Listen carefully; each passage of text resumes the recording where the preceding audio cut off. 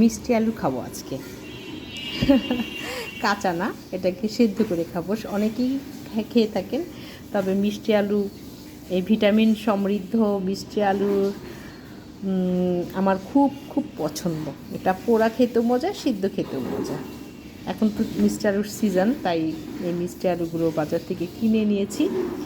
আজকে এইটুকুনি সিদ্ধ করব। তবে হ্যাঁ, একটা কথা তো বলতেই হয়, অনেকেই কিন্তু মিষ্টি আলুটাকে সিদ্ধ করতেই জানেন না। বেশি পানি দিয়ে একদম ভরা ডুবু করে মিষ্টি আলু সিদ্ধ দিয়ে থাকে, তারপরে সেটা খেতে লাগে পানসে। তবে মিষ্টি আলু তো কিছু মিষ্টি থাকে, সেটাকে আরও বেশি মিষ্টি করে কিন্তু সিদ্ধ করা যায়। সেটা কি চিনি দিয়ে? না, চিনি দিয়ে না, এমনি দিয়ে। আপনার এটা পদ্ধতি আছে, ওই পদ্ধতিতে সিদ্ধ করলে মিষ্টি আলুর যে মিষ্টিটা সেটা বজায় থাকবে, ঠিক যেরকম আছে সেরকমই থাকবে, বরং আর একটু বেশি মিষ্টি লাগবে, খেতেও ভালো লাগবে, পানসে লাগবে না। তো প্রথমেই আমি মিষ্টি আলুগুলোকে খুব সুন্দরভাবে ধুয়ে নিব। চলুন তাহলে।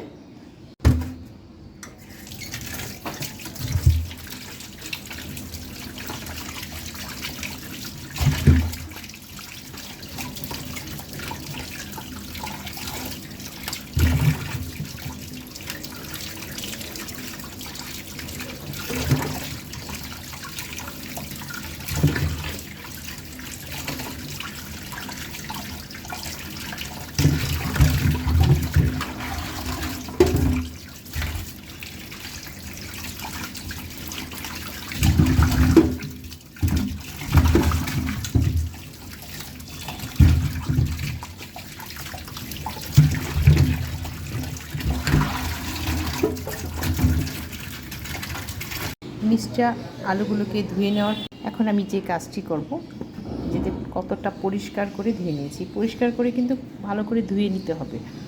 হ্যাঁ, এখন এরকম একটা হাঁড়ি নিয়ে নিলাম। এই হাঁড়ির মধ্যে জাস্ট আমি আলুগুলো বিছিয়ে দিলাম।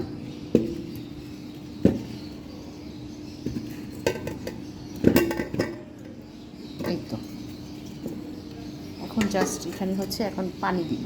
এই পানিটাই হচ্ছে মেন। আপনি কতটুকু পানি দিবেন, বলতে পারেন যে পানিটা শুকিয়ে যাবে, তখন মিষ্টি আলুটা পুড়ে যাবে। নো, সেখানেও একটা নিয়ম আছে, নিয়মটা আপনারা খুব ভালো করে ফলো করবেন। দেখুন আমি কতটুকুন পানি দিয়েছি। মিষ্টি আলুর অনেকটা নিচে, এখানে আমি 1 কাপ পরিমাণ পানি দিয়েছি, এর চেয়ে বেশি কিন্তু দিইনি। একদম মিষ্টি আলুর নিচে পড়ে আছে। আমি একটু ভিডিওটা ক্লোজ করে দেখাচ্ছি, দেখুন কোথায় আছে। এখন আমি তৃতীয় ধাপে চলে গেলাম। প্রথম ধাপে এটা পরিষ্কার করে ধুয়ে নিয়েছি, দ্বিতীয় ধাপে পানি দিয়েছি, তৃতীয় ধাপে একটু সামান্য পরিমাণ লবণ দিয়ে দেব। এই লবণটা না আপনার অপশনাল, আপনি চাইলে দিতেও পারেন, আবার নাও দিতে পারেন। খুবই স্বাদ মতো লবণ দেওয়া যেটাকে বলে, ঠিক সেরকম লবণ, এর চেয়ে বেশি না। এখন চতুর্থ ধাপে চলে যাব, অর্থাৎ এটা চুলোয় বসিয়ে দেব। চুলোয় বসিয়ে দিলাম, আর ঠিক এরকম একটা ঢাকনা দিয়ে ঢেকে দিচ্ছি। আর একটা কথা হচ্ছে যে চুলোর আগুনটাকে কিন্তু আমি একদম কমিয়ে দিব, তার আগে একটু বাড়ন্ত আগুন দিয়ে একটু বলক আনিয়ে নিব। 5 মিনিট পর আমি ঢাকনাটা উঠিয়ে নিচ্ছি। এটা বলক আসতে আসতে 5 মিনিট পর্যন্ত সময় লেগেছে। আমি একটু ক্লোজ করে দেখাচ্ছি ভিডিওটা, এই যে দেখুন। এখন আমি যে ঢাকনাটা দিয়ে দিচ্ছি আবারও, এরপর যে কাজটি করব, একদম লো হিটে দিয়ে দিব। এই লো হিটে দেওয়ার কারণ হচ্ছে যে আপনার আস্তে আস্তে মিষ্টি আলুটা সেদ্ধ হয়ে পানিটা একদম শুকিয়ে আসবে, সফট হয়ে সেদ্ধ হয়ে যাবে। সেদ্ধটা হতে আমার 1 ঘন্টার মতো সময় লাগবে। ঠিক 1 ঘন্টা পর আমি চলে আসলাম। এখন ঢাকনা উঠিয়ে দেখাবো যে কি সুন্দরভাবে এটা সেদ্ধ হয়েছে। দেখুন পানিটাও শুকিয়ে গিয়েছে। একটা কাঁটা চামচের মাধ্যমেও আপনি এটা চেক করে দেখতে পারেন, কিন্তু দেখুন আমি একটা আঙ্গুল দিয়ে দেখাচ্ছি, এই যে নরম হয়ে গিয়েছে এখন। তো এখন এটা চুলো থেকে নামিয়ে নিব আর একটা ডিশে তুলে নিব। এরপর আমি পঞ্চম ধাপে চলে যাব।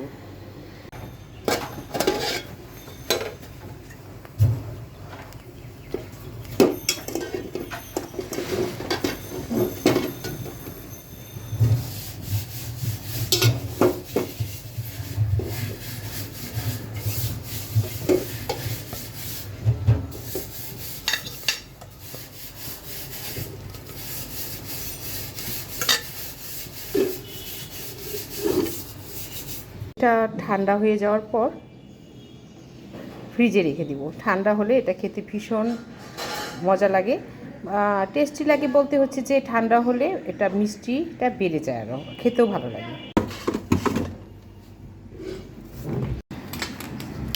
ঠান্ডা হয়ে যাওয়ার পর আমি একটু মিষ্টি আলুটা টেস্ট করে দেখাচ্ছি যে আসলে কেমন মিষ্টি বা টেস্ট হয়েছে।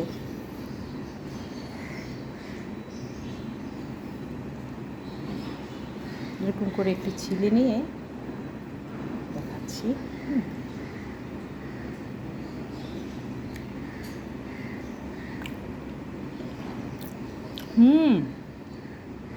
একদমই অনেক মিষ্টি, কী বলবার, এতটাই সফট তুলতুলে হয়েছে যে খেতে ভীষণ ভালো লাগছে।